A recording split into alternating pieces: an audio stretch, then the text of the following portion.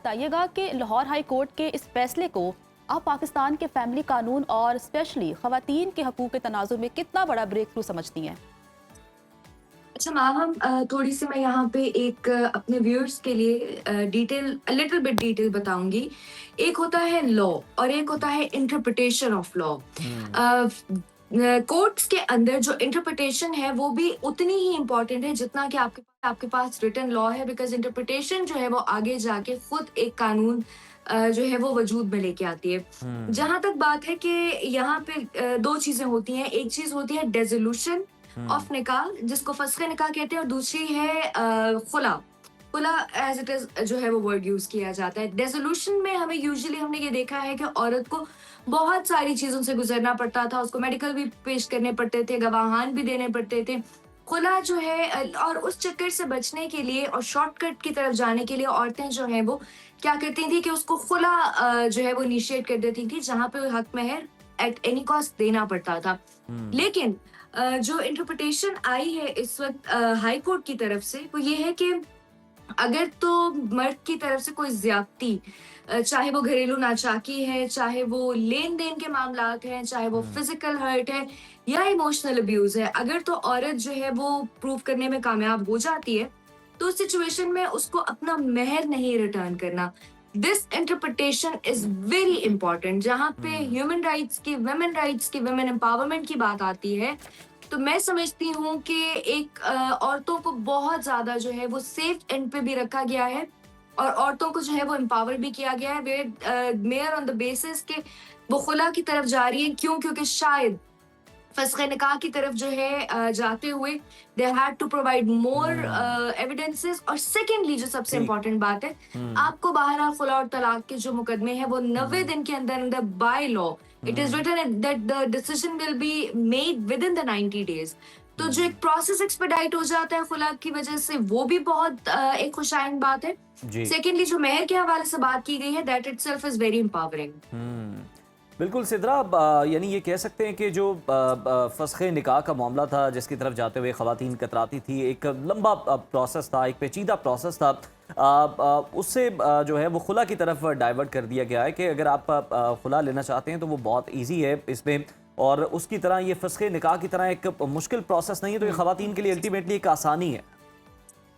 बिल्कुल आसानी है। देखें, फस्ख़ निकाह में you had to load the court with lots of proofs. फिर ओह! उसके काउंटर में जो है वो और एंटी प्रूफ्स आते होते थे। सो हुँ, सिमिलरली 90 डेज के टाइम पीरियड में बाउंड रहते हुए, जब औरत की तरफ से देखिए, हर केस के ना फैक्ट्स डिफरेंट होते हैं। जी। It is all dependent on the facts. तो उनकी बेसिस पे जो है क्योंकि मैंने जब डिसीजन पढ़ा है, इसके अंदर कैटेगोरिकली ये लिखा हुआ है कि चाहे केस के फैक्ट्स जो है वो डिफर कर रहे हैं एक दूसरे से, लेकिन we need to amend the laws.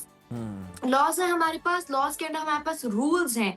Laws आप ये समझिए कि एक मशीन है और जो रूल्स हैं वो उसका मैनुअल है कि how the laws are going to be operated. हुँ, तो ना सिर्फ लॉज में जो है वो अमेंडमेंट्स की जरूरत है, बल्कि रूल्स में भी अमेंडमेंट करने की जरूरत की गई जी। है। सो सिमिलरली टाइम को बचाने के लिए, बिकॉज 90 डेज बाय लॉ, मैंने जैसे अभी पहले बता दिया कि फैसला आना ही आना है अदालत से। हुँ, सिमिलरली उस टीडियस प्रोसेस से बचने के लिए खुला में भी अगर जा रही हैं और ये प्रूव हो जाता है कि because of the negligence, because of the violence, किसी किस्म का फिजिकल वायलेंस है, इमोशनल हर्ट है या फाइनेंशियल वायलेंस है, तो उस सिचुएशन में भी औरत जो है वो अपना हक महर वापस नहीं करेगी। अच्छा सिद्रा साहिबा, आमतौर पर यह समझा जाता था कि खुला की सूरत में बीवी को हक महर नहीं देना पड़ता है, लेकिन हाई कोर्ट के इस फैसले के बाद आप कोई सोसाइटी में कोई तब्दीली देखेंगी? क्योंकि हम देखते हैं कि लॉस बन जाते हैं, फैसले आ जाते हैं, लेकिन इम्प्लीमेंट नहीं हो पाते हैं, लेकिन क्योंकि तारीखी फैसले अदालत की जानिब से, तो हुँ, क्या मुआशरे में, सोसाइटी में कोई रिवायती तब्दीली आप देखेंगी इसके बाद?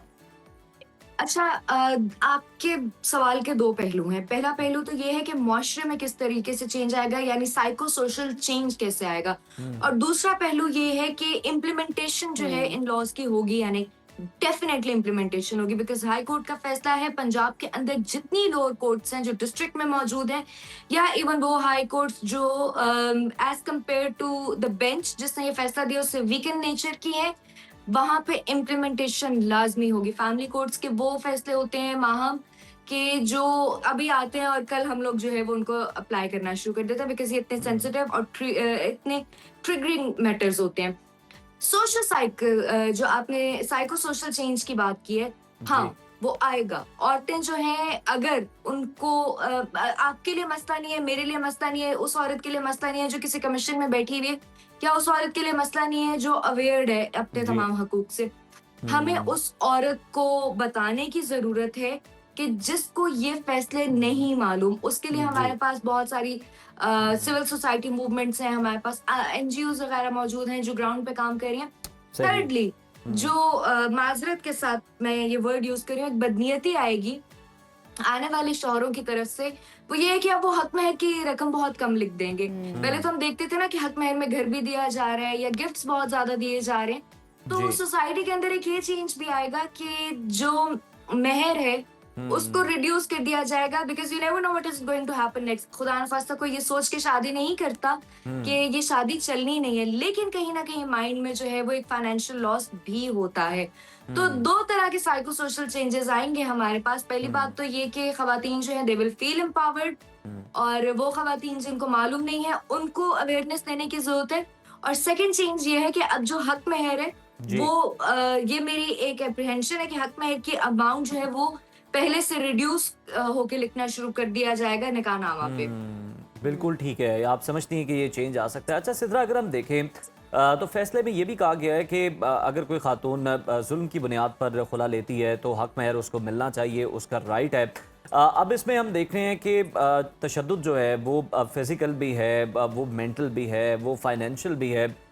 उसको प्रूव करना, इम्प्लीमेंटेशन तो बाद में आएगी, लेकिन उसको प्रूव करना, उसको किसी तरीके से जस्टिफाई करना, इसके लिए ख़वातीन को किन चीज़ों का ख्याल रखना बड़ा ज़रूरी है?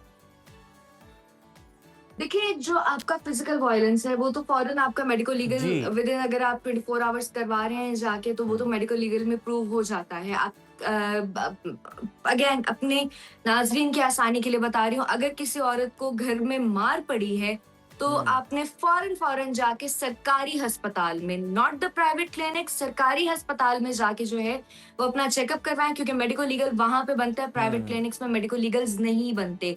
सो मेडिको लीगल इटसेल्फ जो है वो एक बड़ा वैलिड प्रूफ है। फिर आती है बात फाइनेंशियल वायलेंस की। देखिए, फाइनेंशियल वायलेंस भी इटसेल्फ प्रूव हो जाता है, जहां पे औरत के पास जो है वो आप उसकी जाहिरी हालत से प्रूव कर सकते हैं। आपने उसके पास जो है, आया औरत खुद वर्किंग है या नहीं, अगर वो खुद भी वर्किंग नहीं है और उसको किस हालत में रखा जा रहा है, उसके पास कोई ट्रांजैक्शंस हो रही हैं या नहीं, नान नफका या जिसको हम पॉकेट मनी कहते हैं उसके नाम पे उसको कुछ दिया जा रहा है या नहीं, ये इटसेल्फ एक वैलिड प्रूफ है। थर्डली, जो इमोशनल वायलेंस है उसके अंदर भी आपके पास आजकल तो ये मोबाइल्स और आपके जितने भी एप्स हैं, या इवन आपके पास गवाहान मौजूद हैं कि जहां पे ये बताया जा सकता है कि मुझे इस तरह गालिम गलौज मैसेजेस पे देखिए, बड़ा आजकल तो एक केस भी आप लोगों के लाहौर का बड़ा हाईलाइट हो रहा है, नाम मैं यहाँ पे नहीं लूंगी, लेकिन बाद में सुलह भी हो जाती है उन लोगों की। सो इस किस्म के एविडेंसेस औरतों को चाहिए कि वो अपने पास संभाल के रखें, क्योंकि ये किसी भी वक्त काम आ सकते हैं। अच्छा सिद्रा साहिबा, इस फैसले के बाद आपको क्या लगता है कि जो अब केसेस चल रहे हैं अदालत में खुला के, उन खवातीन के लिए ये कितने मुफीद साबित होगा ये फैसला?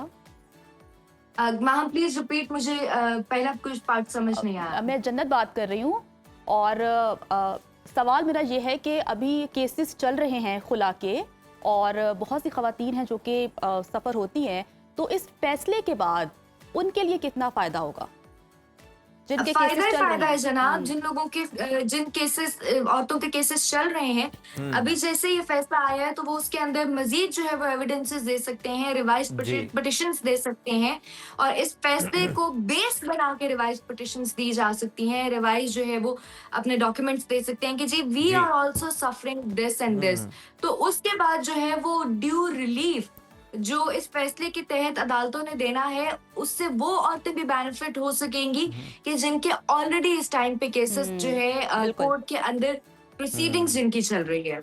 चलिए, जिनकी खुला के हवाले से बहुत प्रोसीडिंग्स चल रही हैं उन्हें भी फायदा होगा। बहुत थैंक यू अच्छी सो बात मच है, सिद्रा। सिद्रा सदो बिल्कुल सही। ये